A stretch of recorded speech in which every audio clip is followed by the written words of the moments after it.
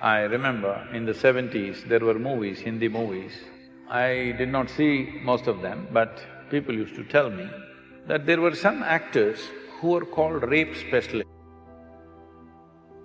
See, there is violence in the society, you don't have to hide it. But are you glorifying it or are you showing it in a way that people say this is not the way?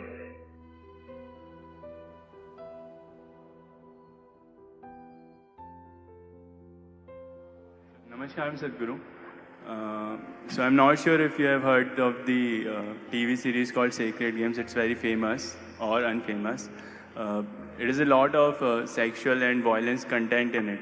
So what do you think art and entertainment should be given that much space, or it is disturbing to know that TV series like these are very famous and popular in today's generation? If I understand the question right, you're asking why something that depicts so much violence and sexuality, why is it popular or why should we allow it to happen? Is that the question? Yeah, or it should be allowed in art, as in it's okay to be there. See, the dangers of this, even addressing this question is, if you address this question, immediately some people think their own ideas of what's right and wrong can be imposed on other people, which will not work. In a free society, it will not work. At the same time, is violence, extreme violence in movies and very gross ways of… Usually sexuality means generally a woman is being treated in a not necessarily a nice way. I remember in the 70s, there were movies, Hindi movies. I did not see most of them, but people used to tell me that there were some actors who were called rape specialists. In every movie, there has to be one rape. It became almost like a standard for some time. So all those people who saw those movies as children, because there was no adult certification for that, anybody could go and watch it, they thought this is the way to treat a woman. Now when rape happens in the street, why are you surprised, You've cultivated them. All said and done, the cinema may be a commercial enterprise, but it has a profound impact in a society like this. See, in certain other countries, people watch the movie, go home, forget about it. Here it's not like that. We even elect them.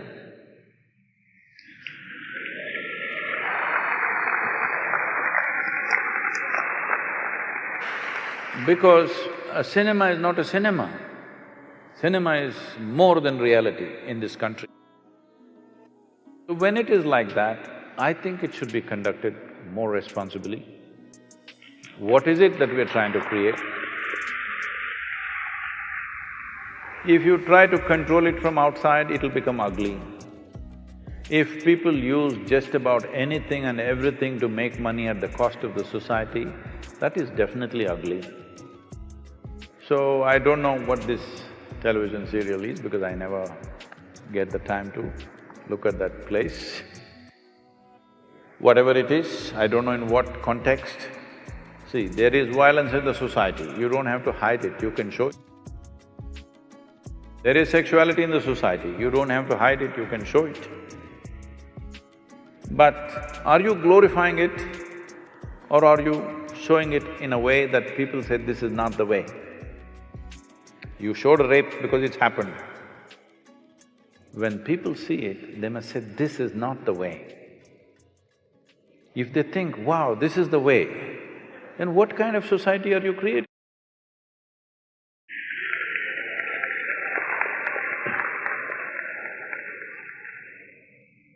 So, many times this has come to me in various different forms, this kind of question. I think people are hiding behind art. I'm sorry if I say anything wrong. People are hiding behind the term art. If it is art, it should not be so commercial. You're doing commerce and you're calling it art. There may be some artistry involved in it, we appreciate that. But there was a time when we were growing up, there were art movies and there were commercial movies. Now there is no such thing, commercial movies are art. So commercial movies are made essentially to make money. But is investing to make money, nothing wrong with commerce, because nothing wrong with commerce, nation's commerce has to develop in all levels. So entertainment is also commerce, it's fine. If it is commerce, then it must be controlled, there must be proper… For every commerce, there is a certain amount of control, isn't it, in a society? In this society, though today everybody, at least a big percentage of population is drinking, still we are holding on to it that you cannot advertise alcohol. They will show an alcohol bottle and say CDs and music. You know, Sparkle water. sparkling water, that is okay, but CD and music, how does it come, I don't know. Anyway, I'm saying, when we see it is going to influence the society in a big way, there are controls. So, if something is going to impact the society, there must be some sort of control. It is best the self-control is self-imposed rather than a government agency imposing it, because then it'll become something else very ugly, it'll become somebody who doesn't know anything about it. It is not about deciding what people should see and should not see.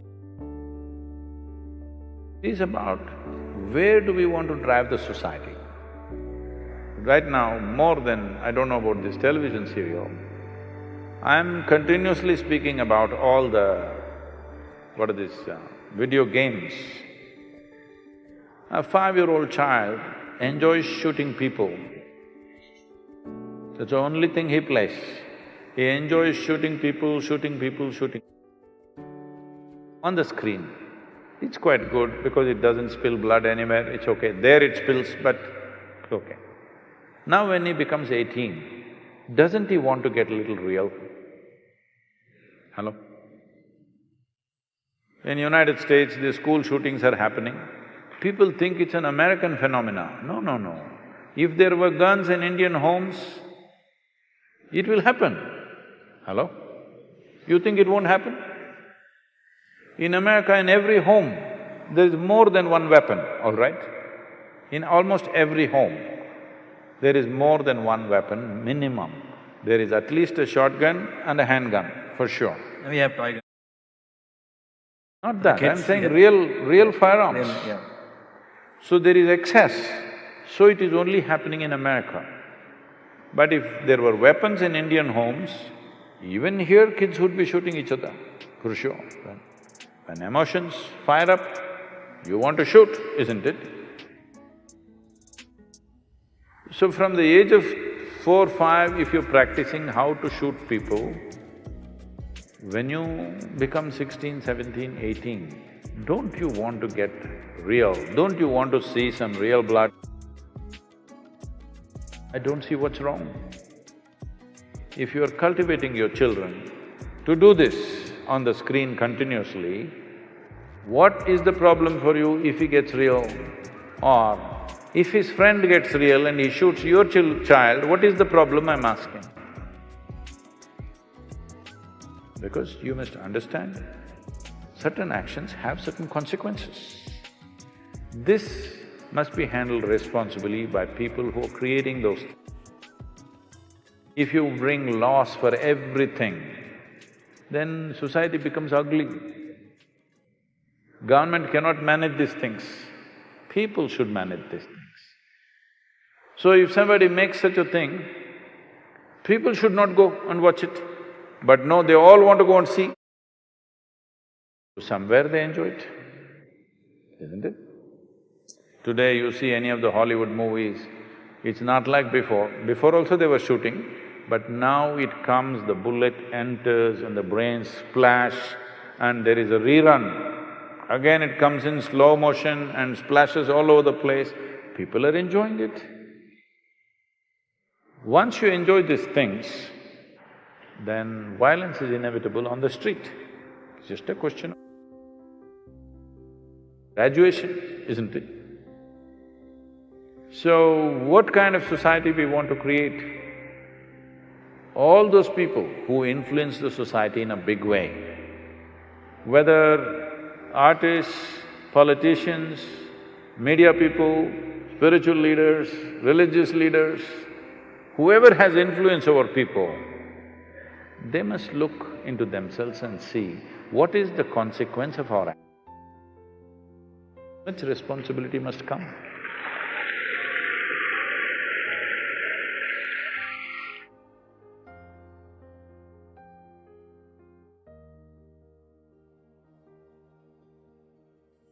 If anything has to happen,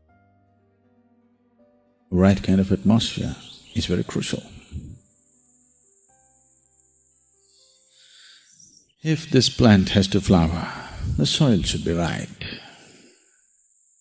The seed may be great, but if the soil, the temperature, the air, the water, if it's not right, this great seed is not going to get anywhere. So creating an appropriate atmosphere for anything to happen is most important. Life happens because of ambience. It is the ambience of your mother's womb which made you who you are right now. It is the ambience of the family and social situations which slowly shaped you the way you are.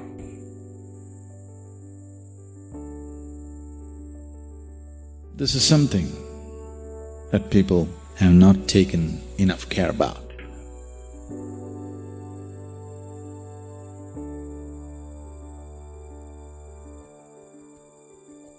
When you were born as a helpless little baby or an infant,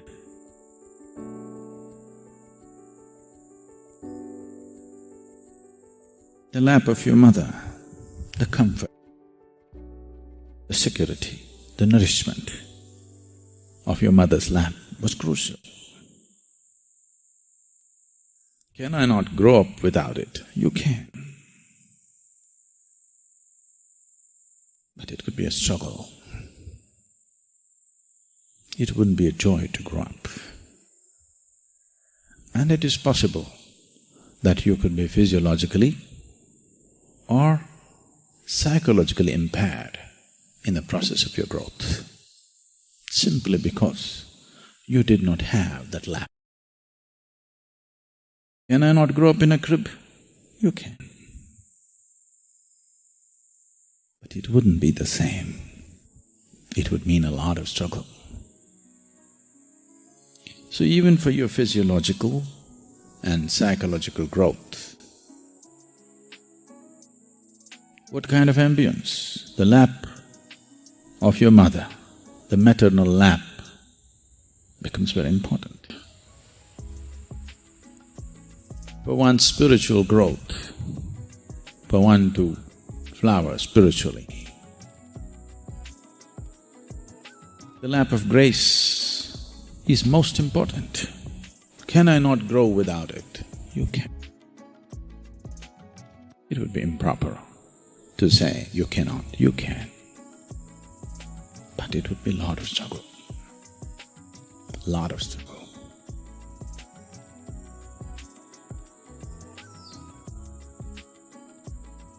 I don't see many here who would be capable of that kind of struggle. They would only give up. Because it takes almost inhuman attitude towards yourself. If you have to grow without grace, you have to be literally inhuman to yourself, very hard upon yourself. Otherwise, simply you will go in circles not knowing what you're doing. Is it the cruelty or the inhumanity of it which makes you grow? No. This cruelty and inhumanity makes sure that you don't go the wrong way. So people who chose very hard ways of doing things, they have chosen that way because they are orphan seekers. Without the lap of grace, they are trying to grow.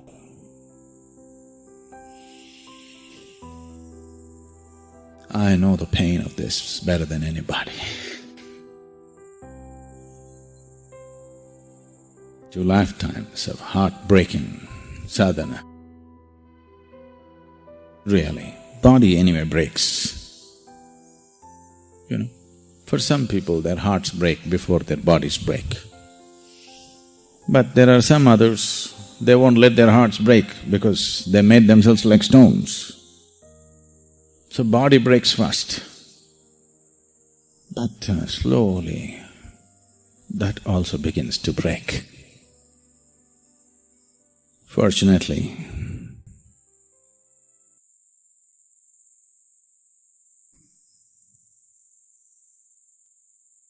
you're right. But probably it took so long because I made myself like this. Even if God appears, I cannot bow down to Him. I filled myself with such sense of pride and hardness that even if God appears, I cannot bow. It took 2 lifetimes of softening up, full-time softening up, not part-time, I want you to know, full-time, to become overwhelmed, to allow somebody to overwhelm you. And once you genuinely bow down, now you can bow down to anything. You show me a pebble, I'll bow down, not just to the mountain. I bow down to the mountain every day. But you show me a little pebble, that also I'll bow down. Because it takes so much to realize that you actually do not even know what this blade of grass is yet. Even if you're a great scientist or a biologist, you still do not know what even this blade of grass is. Yes? You still do not know? Forget about the mountain, forget about the existence, forget about the Creator altogether. Even this blade of grass, you still do not know it. You do not know an atom in this existence. You do not know an atom of this physical self. When you realize the magnitude of your ignorance, then you're willing to crawl at everything.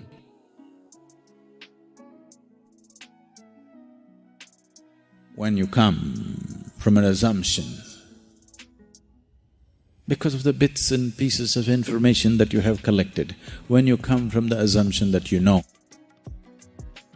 your spine becomes like a steel rod and you cannot bend.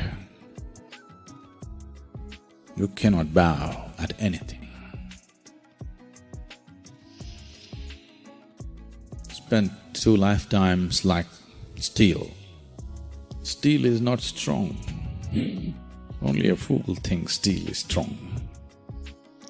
Steel is strong if you want to do menial jobs. But if you want to do the highest thing that a human being can do, you will see steel is not strong. That's not the kind of strength it takes. So to be in the lap of grace, and doubly to be in the grace of such a large establishment, it's a fortune.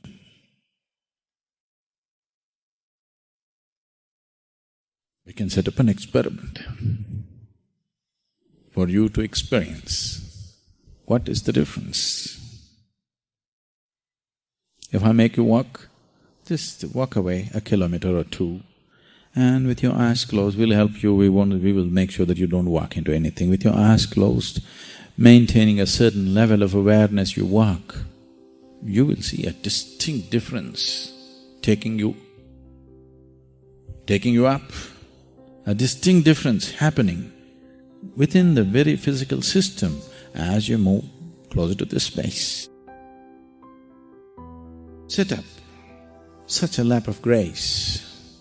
Many have contributed. But now, around the world, all kinds of things are happening in the name of spiritual process. And this has caused immense damage to the very seeking in people.